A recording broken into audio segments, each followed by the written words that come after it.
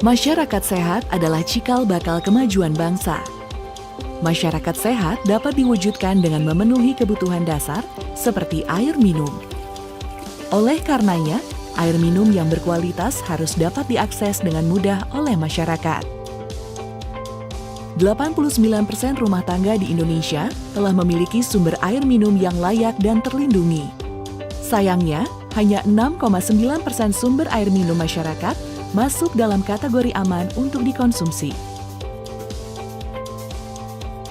Kondisi ini membahayakan kesehatan masyarakat, seperti mengakibatkan diare yang merupakan penyebab kematian ke-7 di Indonesia dan tingginya angka stunting pada anak. Untuk meningkatkan kualitas hidup dan kesejahteraan bagi sekitar 270 juta penduduk Indonesia, pemerintah Indonesia turut mengejar pencapaian target ke-6 Tujuan Pembangunan Berkelanjutan atau SDGs, yaitu akses universal air minum dan sanitasi pada tahun 2030. Tekad pemerintah Indonesia ini tertuang dalam Peraturan Presiden Nomor 59 Tahun 2017 tentang pelaksanaan pencapaian tujuan pembangunan berkelanjutan. Upaya Indonesia untuk menyediakan air minum aman kepada masyarakat telah diatur sebelumnya dengan Peraturan Pemerintah Nomor 122 Tahun 2015 tentang Sistem Penyediaan Air Minum, yang kemudian diperkuat dengan Undang-Undang Nomor 17 Tahun 2019 tentang Sumber Daya Air.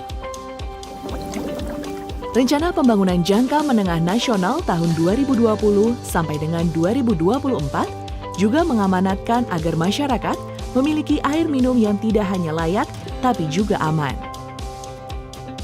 Dalam 5 tahun ke depan, pemerintah Indonesia menargetkan 15% akses air minum aman dan 100% akses air minum layak, yang 30% diantaranya berasal dari jaringan perpipaan.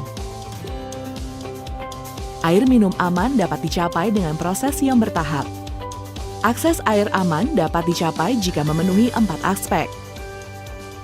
Pertama, akses yang digunakan adalah akses air minum layak, yaitu yang berasal dari sarana air terlindungi atau bukan jaringan perpipaan dan jaringan perpipaan.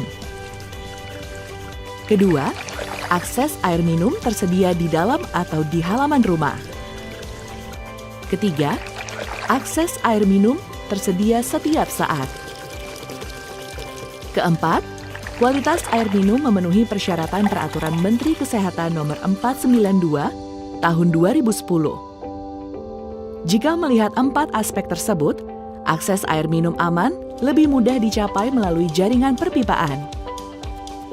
Untuk memenuhi hak masyarakat akan air minum aman, pemerintah Indonesia juga telah merancang beberapa program pendukung yang saling terkait, yaitu Rencana Pengamanan Air Minum atau RPAM, Pengawasan Kualitas Air Minum atau PKAM, dan Sanitasi Total Berbasis Masyarakat atau STBM Pilar Ketiga. Pemerintah Indonesia mengembangkan RPAM, sebuah pendekatan yang membantu penyelenggara SPAM untuk memberikan air minum aman bagi konsumen dengan mengidentifikasi dan memitigasi risiko yang membahayakan kualitas air minum dalam sistem penyediaan air minum yang dikelola. Di tingkat konsumen atau rumah tangga, telah dikembangkan program edukasi akan pentingnya air minum aman melalui Pilar 3 STBM.